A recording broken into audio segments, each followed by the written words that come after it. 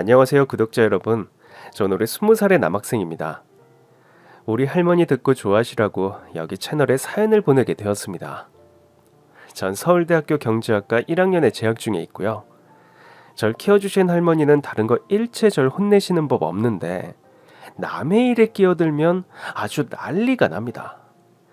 천추의 한이 서린 표정으로 네 앞에서 친구가 깡패한테 걸려들어 곤란한 지경에 빠져도 절대 모른 척해.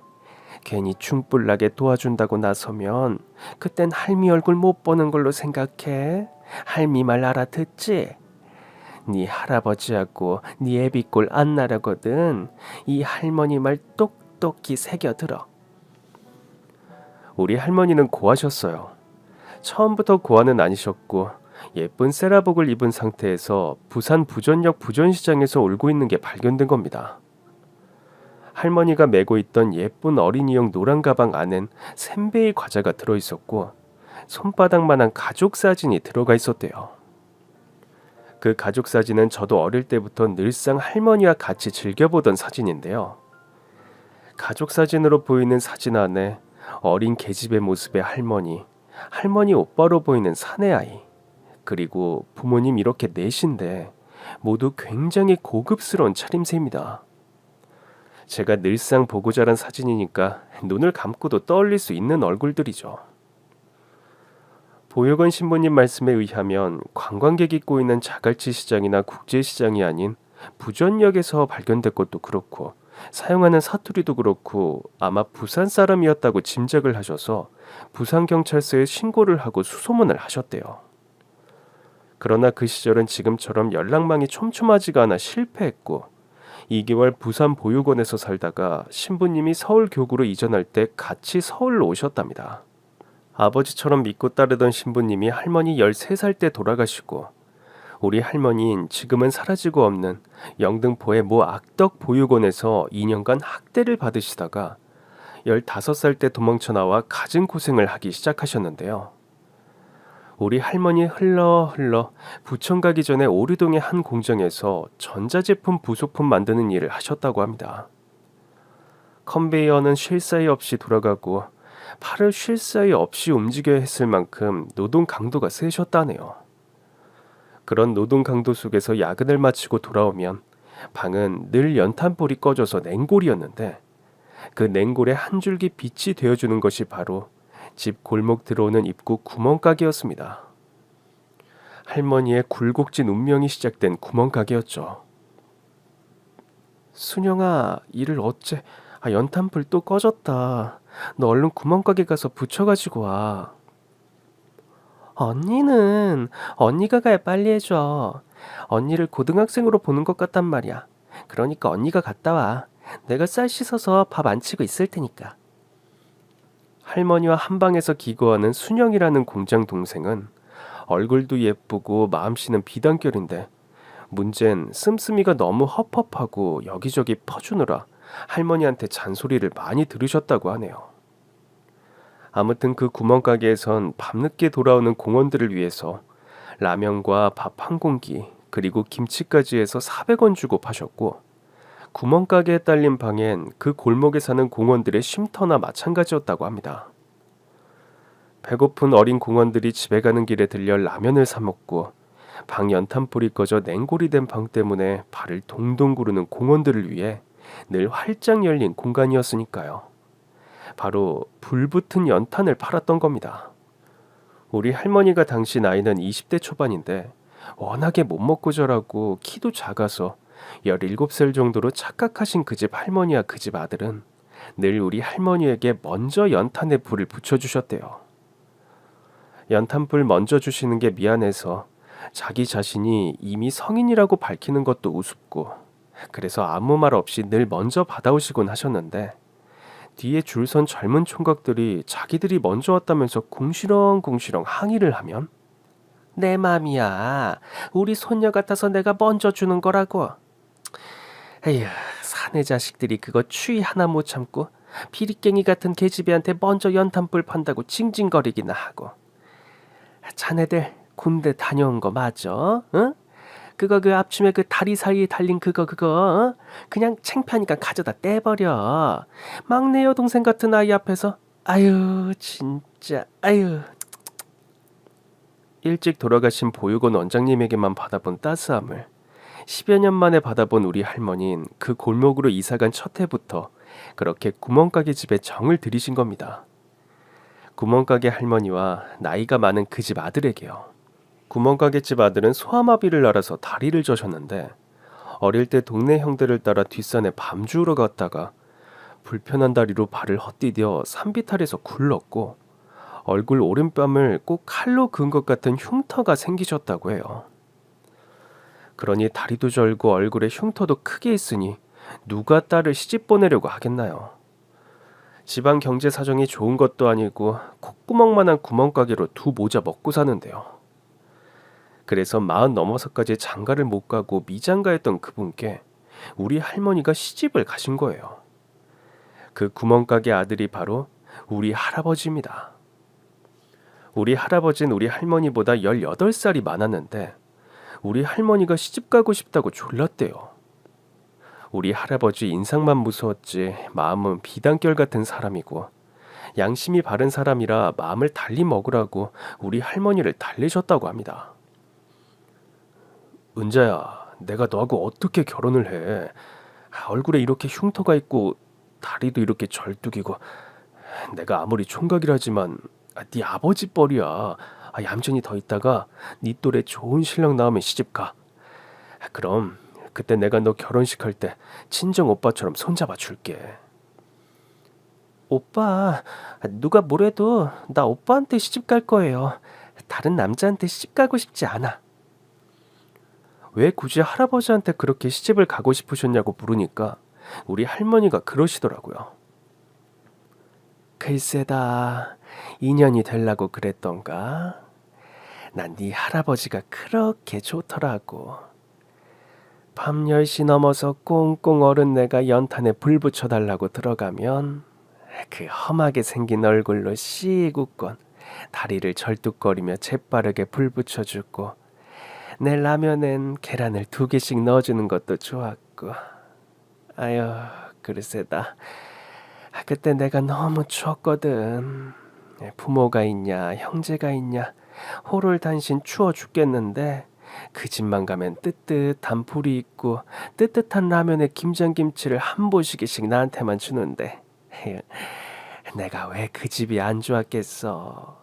네 할아버지한테만 시집 가면 난 그냥 아랫목 고양이처럼 보호받으면서 살 것 같더라고. 내가 뭐가 있냐 부모가 있냐 형제가 있냐.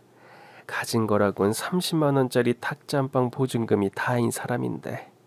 전방 할머니, 그러니까 우리 증조 할머니는 늑다리 총각 귀신으로 만들 줄 알았던 자기 아들한테 호박이 넝굴채 굴러온 것도 아니고 22살 먹은 아가씨가 시집와 준다고 하니까 그냥 앉을 자리에 먼지 앉을까봐 그렇게 곱고 예쁘게 대하셨다네요. 드디어 우리 집안 핏줄 있게 생겼다고 하시면서요.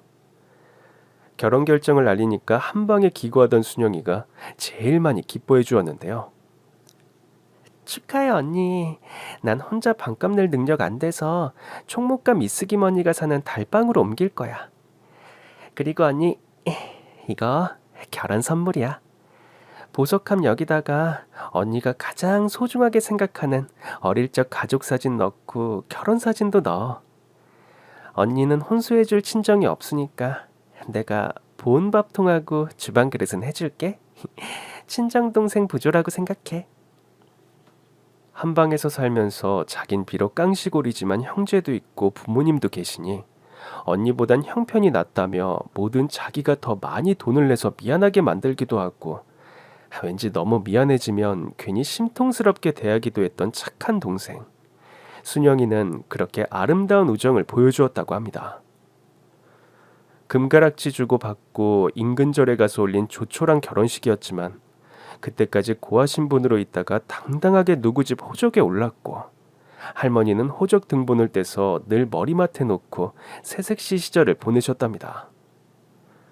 우리 할머니 어린 시절 부자였던 그 행복한 기분 이후로 처음으로 인생의 황금기를 보내셨는데 우리 아버지를 임신하신 걸 알았을 땐 우리 증조 할머니가 방 밖을 못 나오게 하기 위해 애지중지 바치면서 임신 기간을 거치셨다네요. 우리 할아버진 나이 40 중반이 되어 자식을 가지게 되셨으니 오죽이나 좋으셨겠나요. 너무 좋아하니까 우리 할머니가 슬쩍 걱정이 돼서 뱃속의 아이가 딸이면 어쩌려고 그렇게 좋아해요. 딸이면 어때? 낳기만 해.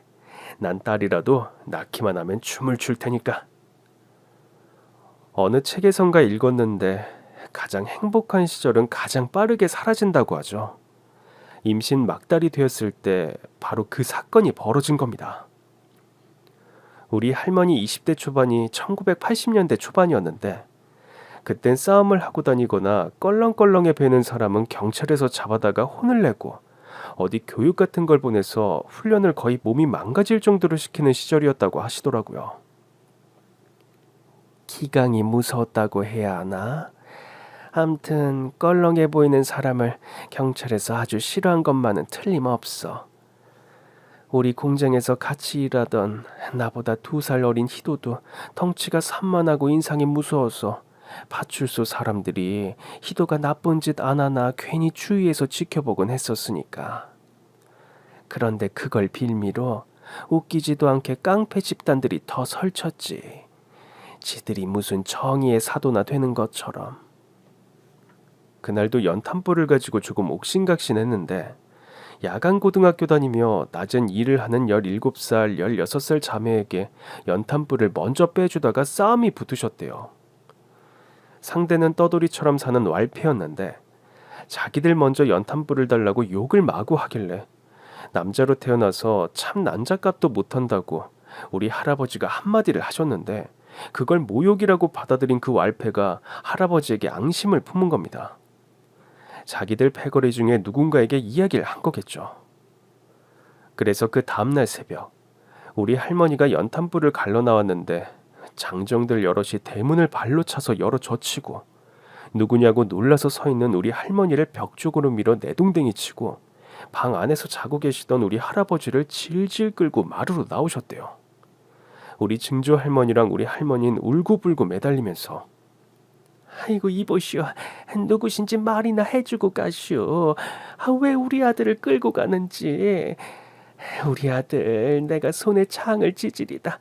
벌레 한 마리도 제대로 못 죽이는 애요. 그리고 여기 우리 아기 새아기 배 보이죠? 우리 새아기가 얼마 안 있으면 출산해요. 근데 아버지를 끌고 가면 어쩌라고 그러시오. 당신들 보아하니 저기 시장판에서 돌아다니는 거 봤는데 당신들 누구야?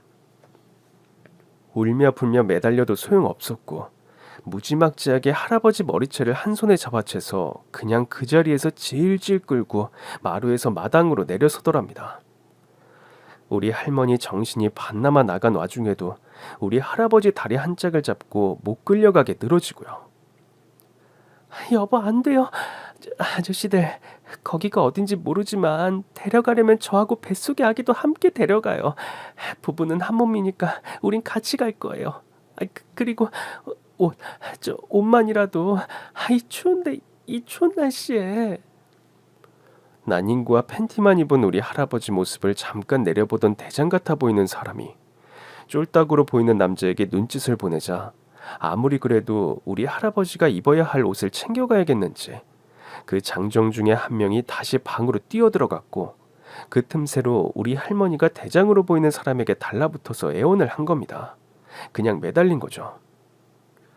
그때 사정하면서 그 대장의 얼굴을 자세히 보게 되었는데 희한하게도 우리 할아버지랑 똑같은 위치에 똑같은 칼자국 흉터가 있더랍니다. 그런데 이 사람이 우리 할머니에게 겁을 주더래요.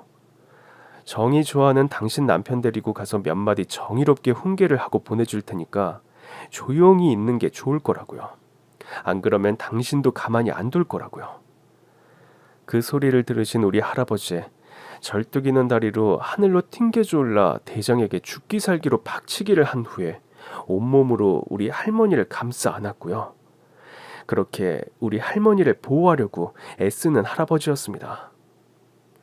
자정이 넘은 시간 머리채를 질질 끌고 가는 고요한 골목길에서 난리법석, 그런 난리법석이 없게 소란이 날 때 이웃들은 경찰들이 또 흉악범을 잡아가는 줄 알고 벌벌 떨면서 각자 집에서 꼼짝도 못하고 내다보지도 않았답니다. 그렇게 할아버지를 뒷산으로 끌고 가더래요. 동네 시끄러우니까 멀리서 좀 몇 대 때리고 겁을 주려고 거기로 끌고 가겠죠.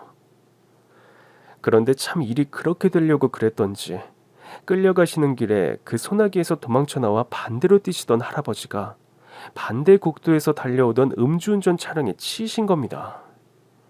사회기강이 무서운 때였지만 그 얼굴에 칼자국이 난 폭력자는 폭력에 관한 처벌만 받았다고 합니다. 사실 변호사를 잘 쓰면 되었겠죠. 법적으로 보면 음주운전 차량이 큰 범법을 한 거지. 이쪽은 서로 간에 싸움을 하다가 한쪽에서 도망을 치고 그 길에 사고를 당한 걸로 이야기가 정리될 수 있는 거니까요. 할아버지가 돌아가시고 증조 할머니는 식음을 전폐하시더니 그해 연말에 기어이 세상을 떠나셨다고 합니다.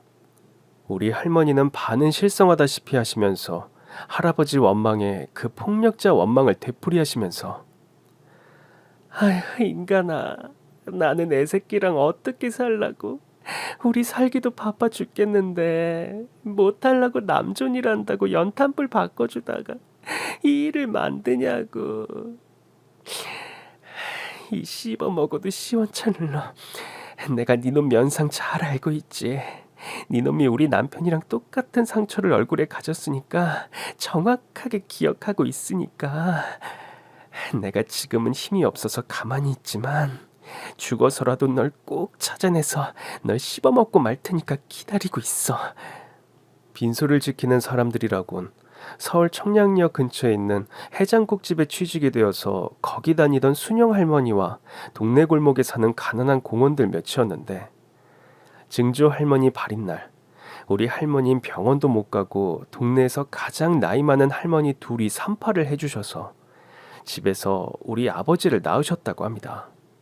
순영의 할머니는 지금 우리와 아주 가깝게 지낼 수밖에 없는 관계가 되어 있는데요.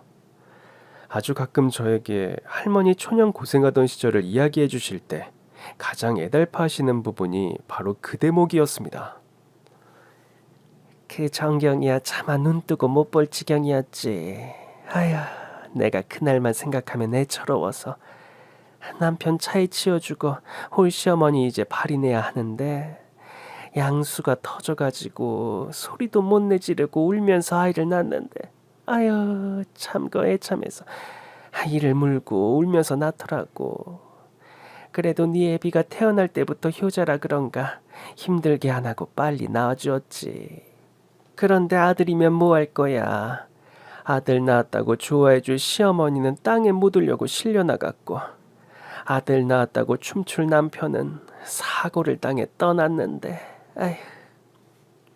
낳기만 하면 내는 춤을 출란다고 임신한 걸 알았을 때부터 싱글싱글해서 뺨 위로 칼자국같이 길게 상처가 난 얼굴을 찢어지게 웃으시던 할아버진 꿈결처럼 온데간데 없이 그때부터 우리 할머니 혼자 아버지를 기르셨습니다. 동네 입구 구멍가게를 하면서 모자가 살았으니까 그야말로 겨우겨우 먹고 살기만 했다고 하네요. 그러다가 1990년대 중반부터 동네 곳곳에 슈퍼를 넘어선 배달차를 두고 배달까지 해주는 큰 마트들이 생기기 시작했고 또 거점 곳곳엔 대형 쇼핑몰 겸 마트들이 생겼으니 8평 전방인 우리 할머니 구멍가게가 될 리가 없었습니다. 그때부터 우리 할머니는 주로 달동네를 전전하면서 시루떡하고 바람떡, 콩가루를 묻힌 쑥 인절미 이렇게 종류별로 집에서 만들어 머리에 이고 하루 온종일 도봇길을 다니셨던 겁니다. 우리 아버지는 당시 초등학교 6학년이었는데 어릴 때부터 집안 살림은 아버지가 다 하셨대요. 할머니 조금이라도 편하시라고요.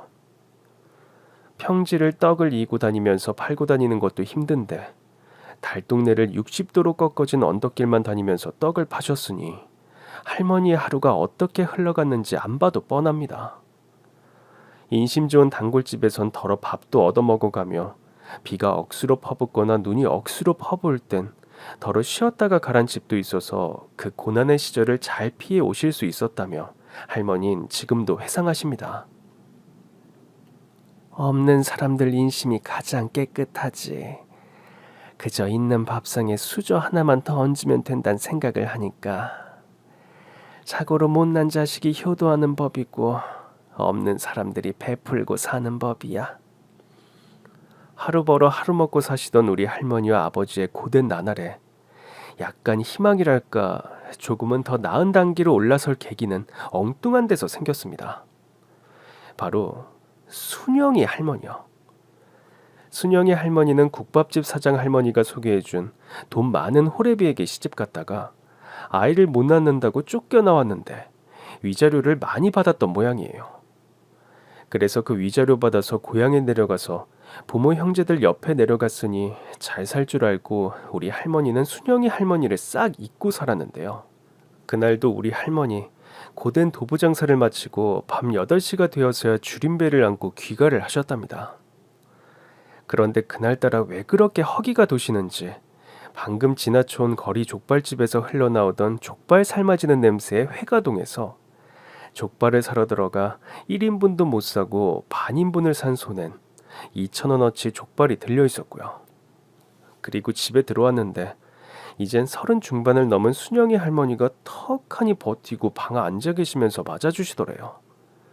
우선은 반가움에 이게 웬일이냐며 앉는데 순영이 할머니가 배시시 웃으시면서 고향이라고 연병아 다들 내 덕에 먹고 살았으면서 18살 때부터 공장에 다니면서 내가 보내준 돈으로 학교 다니고 내가 시집가서 보내준 돈으로 먹고 살았으면 늙은 영감한테 시집가서 그것도 못 살고 쫓겨온 누나가 창피하다고 상대를 안 해주더라고. 그것도 고향집이라고 찾아간 내가 잘못이지. 거기 계속 있다간 곶감 빼먹듯 다들 돈 필요할 때만 찾아와서 알랑방구 끼다가 내 돈 없어지면 필시 날 짐짝 취급하고 버릴 것들이라서 다 떼어놓고 내 돈 챙겨서 올라왔어. 나 혼자 서울에서 사는 게 속 편하거든. 그러니까 나 집 구할 때까지 언니네 신세 좀 지자. 그날 순영이 할머니가 할머니를 기다리면서 봐둔 밥상엔 떡 벌어지게 갈비며 보쌈에 양념 제대로 넣어 무친 겉절이에 잡채에 아주 누구 생일상 같았답니다. 넌 이게 문제야 이게. 돈을 그렇게 물쓰듯 하니 남아나? 그냥 나물 몇 가지 하고 차려놓고 기다리지. 아니 안 차려놓으면 누가 뭘 한다고. 그리고 누구 환갑잔치에? 그래서 고향에 돈을 얼마나 뿌려주고 온 거야? 짐짓 화를 내셨지만 우리 할머니는 그날 정말 수년 만에 포식을 하셨고 늘 순영 할머니에게 신세만 지던 자기가 한 번은 가품을 할 기회가 왔다고 여기셔서 큰 집에서 살 생각이 없다면 비록 오막살이라도 우리 집에서 같이 살자고 하셨답니다. 사실 순영이 할머니는 같이 살았으면 좋겠어서 찾아온 걸 우리 할머니가 알아채시고 품어주신 거죠. 할머니 말씀에 의하면 사람살이란 게 그렇답니다.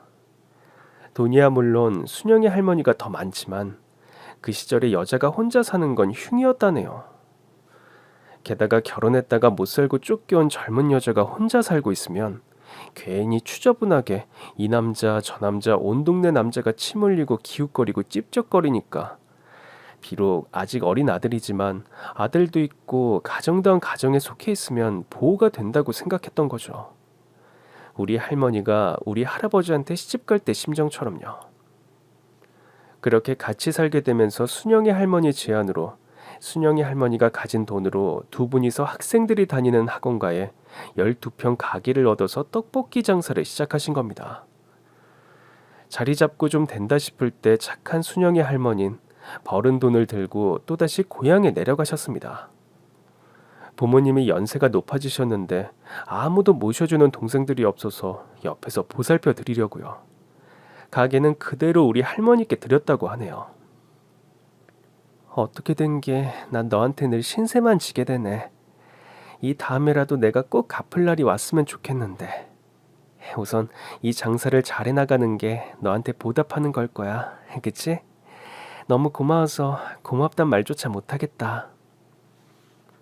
그렇게 할머니 혼자 가게를 시작하시고 반년도 안 되어 IMF가 찾아왔고 경기 침체로 떡볶이를 사 먹는 학생들 용돈도 예전 같지가 않아져 가게도 겨우겨우 월세마저도 내지 못하게 되자 다시 가게 문을 닫으시게 된 겁니다. 불운의 연속이었죠. 이걸로 먹고 살리라 하고 시작한 게 바로 IMF 직격탄을 맞을 줄 누가 알았겠나요? 이렇게 삶에 배반당하듯 주저앉을 때마다 할머니의 레파토리는 늘 같을 수밖에 없었습니다. 방에 들어가 소주 한 잔 마시면서 혼자 울분을 삭히시는 거죠. 내 팔자도 참 한다하게 하네. 하루아침에 고아가 돼 어떻게 뭐 좀 될까 싶으면 매번 이렇게 주저앉는다냐. 결혼해서 행복하게 살아볼 만하니까 그 씹어먹어도 시원찮을 놈이 망쳐나. 고생하다가 이제 좀 내 장사 좀 해볼라 치니까 IMF가 터져. 아휴. 그렇게 하루 정도 울적하게 혼술하시고 나선 다음날 아침이면 툭툭 털고 일어나 다시 삶을 살아내신 우리 할머니.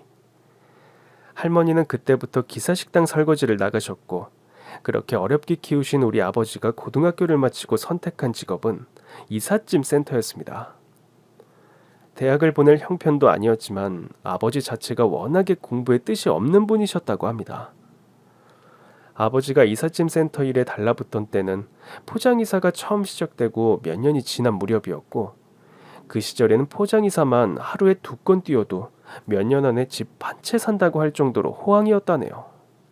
그렇게 아버지가 열심히 벌어 모아 달동네에서 내려와 빌라촌에서 작은 빌라를 전세 얻어 들어가게 되었고, 친구 소개로 만난 우리 엄마랑 결혼하셔서 가정을 이루신 겁니다. 그리고 전 부모님 결혼 1주년 때 태어났습니다.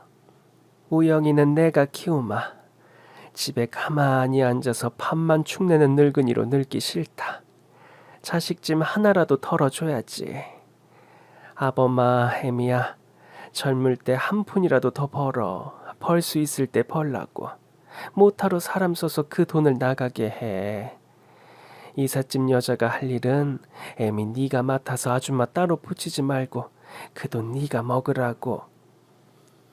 살림을 맡아서 해주시며 저까지 봐주시는 할머니 덕분에 아빠하고 엄마는 열심히 돈만 벌 수가 있었습니다. 엄마 아버지는 365일 중에 명절만 빼고 하루도 안 쉬고 일을 하셨다고 합니다.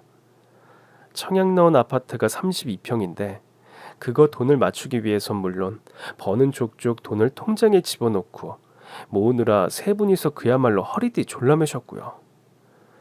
달동네가 아닌 당당한 서울의 아파트에 내 집 마련의 꿈을 안고 2살 때부터 벌써 숫자 카드, 한글 카드 맞추기에 천재적인 재능을 보이는 절 위해 좋은 환경을 만들어주기 위해서요. 그 무렵 할머니는 또다시 가슴이 부푸셨다고 합니다. 행복과 미래의 희망 때문에요. 그런데 우리 할머니의 희망은 또다시 무참하게 철저하게 땅과 하늘이 맞붙어 갈아 마셔도 시원찮을 저주로 내려앉아 부셔졌습니다.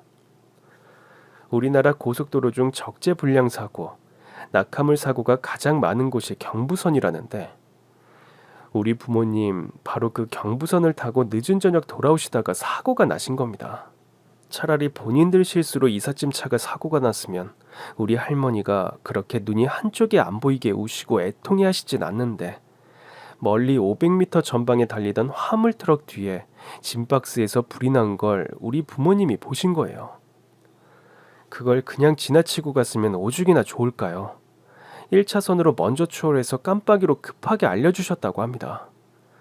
그래도 모르고 계속 달렸던 화물트럭 운전자는 앞에 가던 차가 갑자기 멈추어서 운전석과 보조석 문이 동시에 열리며 남녀 모두 소화기를 들고 뛰어오길래 그때서야 본인 차가 문제인 걸 알고 갓길에 차를 세우셨고 그렇게 세 분이서 상자에 붙은 불 진화 작업을 하신 거예요.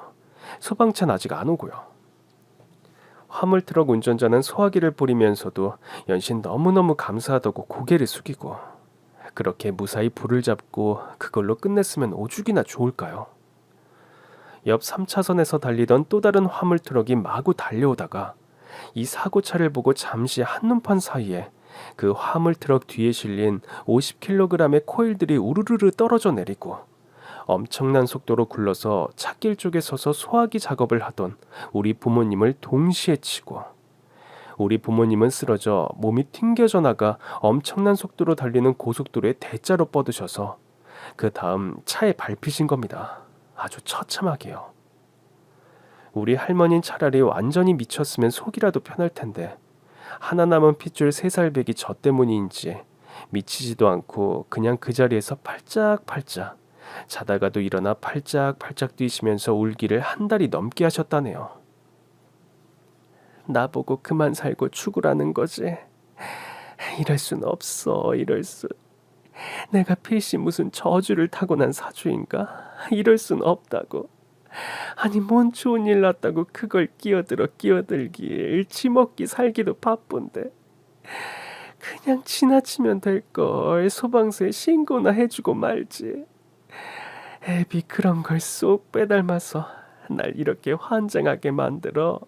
아유, 이건 자식이 아니라 웬수지. 자식이 아니지.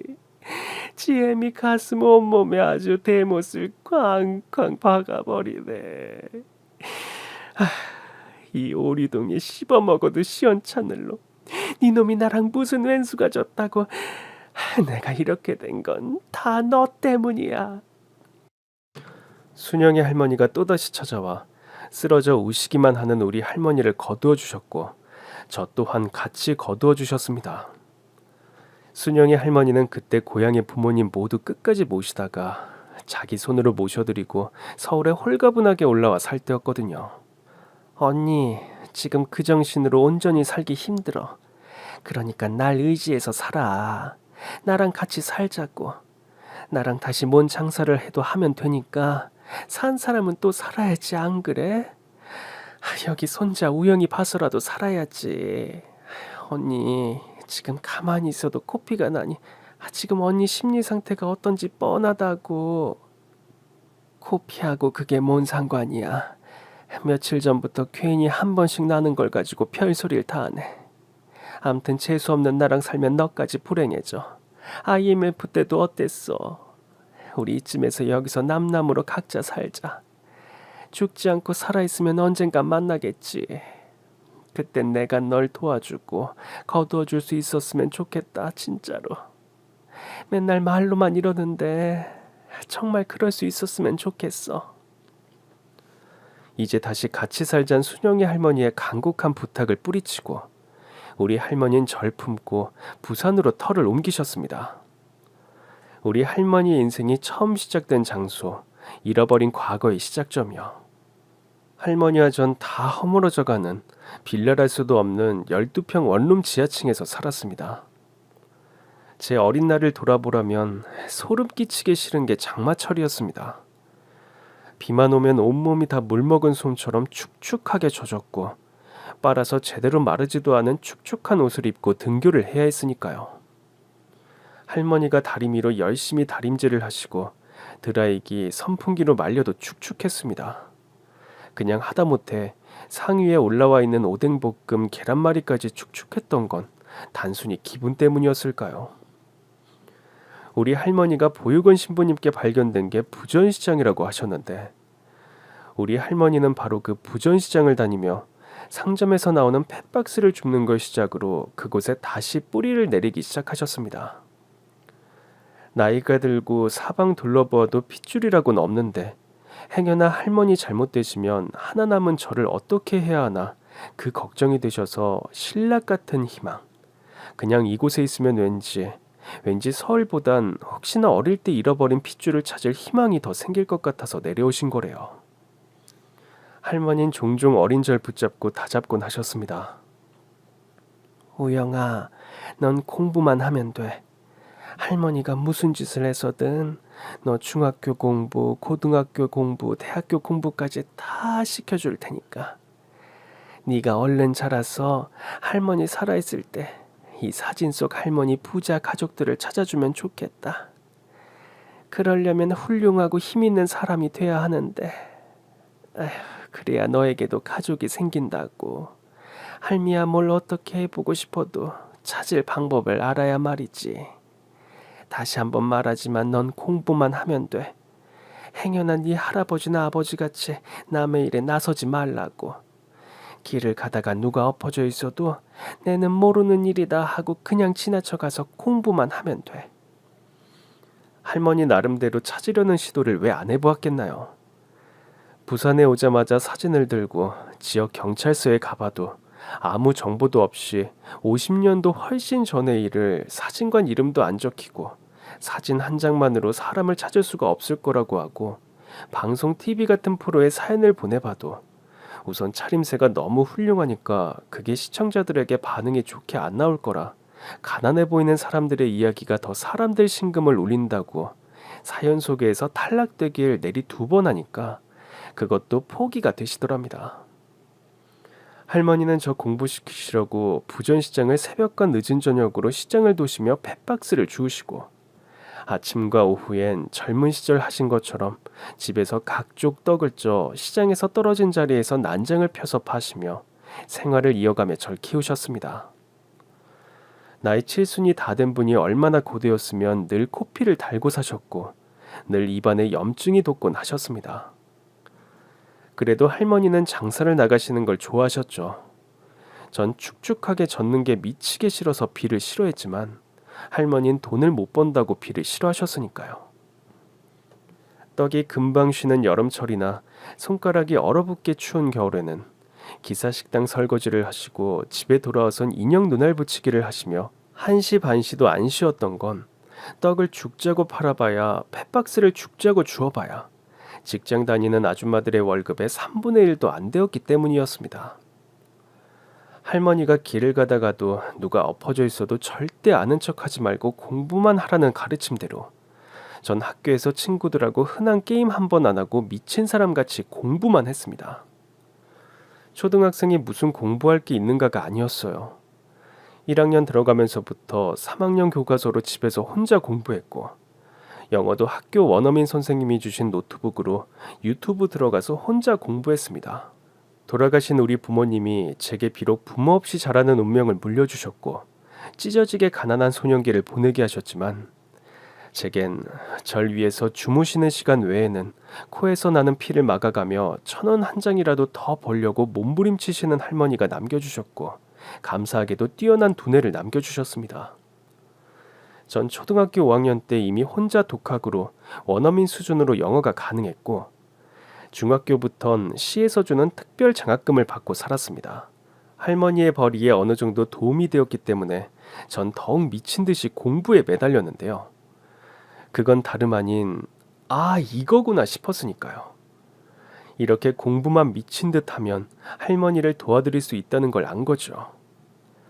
저의 성적은 우리 학교 내에서 따라올 친구 없었고 각 단체에서 주는 장학금으로 생활비에도 보탤 수 있었습니다. 우린 가난했을지언정 최소 남에게 손 벌리며 살진 않았던 겁니다. 그래서 그런 이유로 제가 갈 대학은 오직 하나 서울대였고 그 길을 위해서만 일로 매진했습니다. 남들 버는 돈에 반도 못 버는 돈을 버시려고 주무시는 시간까지 쪼개시며 사시는 할머니께 기쁨의 영광을 안겨드리고 싶었으니까요. 다른 집 자식들은 공부할 때 부모가 거실에서 TV도 못 켠다는데 단칸 원룸에서 할머니랑 둘이 먹고 자고 하면서도 할머니가 무슨 소리를 내건 이마 째푸리지 않고 책상 앞에 앉아 공부에 빠져들어 밥 먹으라는 소리도 못 들은 제 모습이 세상에서 가장 보기 좋은 그림이라고 하시던 할머니를 향해 전 늘 2마디로만 대답했습니다. 할머니, 조금만 더 고생해 주세요.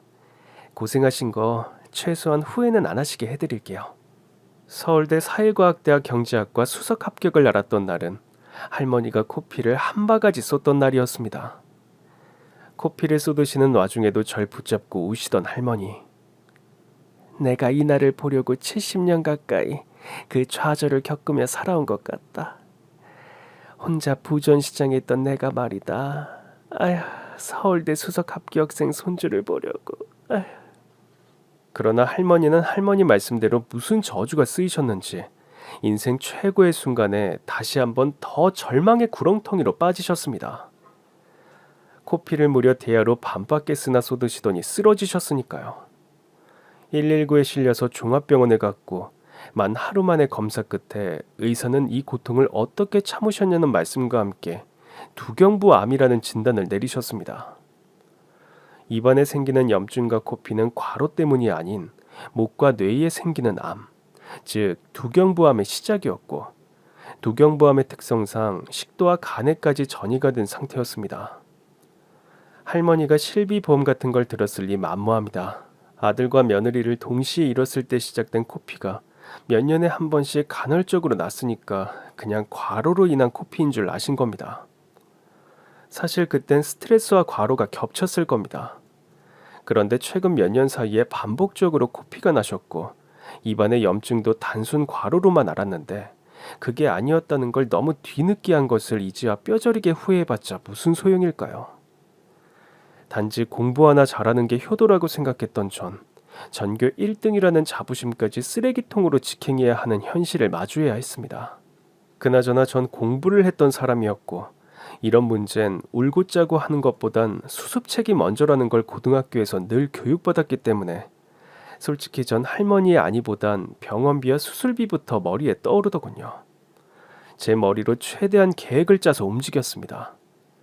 우는 건 나중이라도 얼마든지 하면 되는 거였으니까요. 요즘은 전세가 귀합니다. 1억 1천 전세부터 뺐습니다. 할머니를 간병인에게 맡기고 전 서울에 있는 5천만 원에 30만 원 하는 12평 빌라를 구했고 다시 부산으로 내려와 할머니를 서울대학병원 이비인후과에서 수술을 받게 옮겼습니다. 두경부와 식도와 간을 동시에 수술할 수 있는 병원으로요. 그 기나긴 처절한 시간들, 전 앞뒤 보지 않고 공부만 파던 그 기세로 알바부터 시작했습니다. 우리 아버지가 하시던 이삿짐이 아무 경력도 없는 고등학교도 채 졸업하기 전에 제가 할 수 있는 가장 큰 돈벌이였고 전 이삿짐을 하면서 할머니의 계속되는 수술비를 부담해 나갔습니다. 전세 빼고 남은 돈 6천만 원에서 큰 돈은 쓰고요. 식도의 암을 2번 수술로 나누어 제거할 때 울었습니다. 할머니가 안타까워서 울었냐고요? 아니요, 무서워서요. 할머니의 저주스러운 운명이 제게도 끼칠까봐 무서웠습니다. 이래서 자손은 키워놔봐야 소용없단 말을 하는 걸까요? 코로나 때문에 간병인이 정해지면 보호자도 면회가 불가능한 요즘 병원 시스템. 그런 우울한 생각에 빠진 상태로 간병인님이 요구하는 할머니께 필요한 물건들을 사다가 병원에 넣어주고 병원 앞에 있는 편의점에서 저녁으로 먹을 삼각김밥 2개를 사들고 신호등을 건너려고 서 있다가 전 오토바이에 치일 뻔한 노인 한 분을 구해드렸습니다. 정말 순간적이었네요. 배달 오토바이인데 이어폰으로 통화를 하면서 운전을 하는지 순간 딴 데를 보는 것 같더니 할아버지를 치일 뻔하더라고요. 얼른 할아버지를 밀쳐내는 순간 제 머릿속엔 한 가지 생각만 떠올랐습니다. 누가 길에서 엎어져 있어도 절대 아는 척 하지 마. 네 갈 길만 가. 네 할아버지랑 아버지짱 안 나고 싶으면. 순간 전 아차 싶더군요.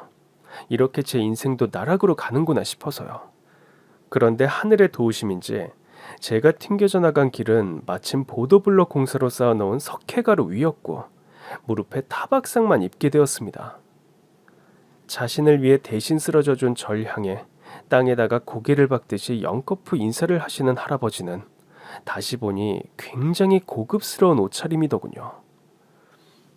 아유, 생명의 은인님, 젊은인 내 생명의 은인이십니다. 그렇게 절 향해 연거푸 천배만배 절을 올릴 것 같은 그 할아버지 앞으로 벤츠가 와서 섰고 할아버지의 기사인 듯한 사람이 태우는 대로 부축을 받으며 전 병원 응급실로 옮겨졌네요. 제 느낌대로 가벼운 타박상만 있었는데 이 할아버지가 굳이 절 고급 식당으로 데려가더군요. 살해를 하고 싶은데 경황이 없어 머릿속에서 아무 생각도 안 나니 식사라도 우선 대접해야겠다고요. 거기서 이런저런 대화를 주고받다가 제가 서울대 경제학과 수석 입학생이고 알바로 이삿짐 센터를 다닌다고 하니까 마주 앉아있던 할아버지 활짝 웃으시더군요. 아이고 그래요. 잘 됐네. 우리 집 이번 주 주말에 이사해요. 안 그래도 포장이사 알아보려고 했는데 우리 집 이사 좀 해줘요. 그리고 이거 공부한다는 학생이니까 서울대 수석 합격생이라니까 내 손재가 꼭 기특하고 영광이라서 주는 용돈이라고 생각해요.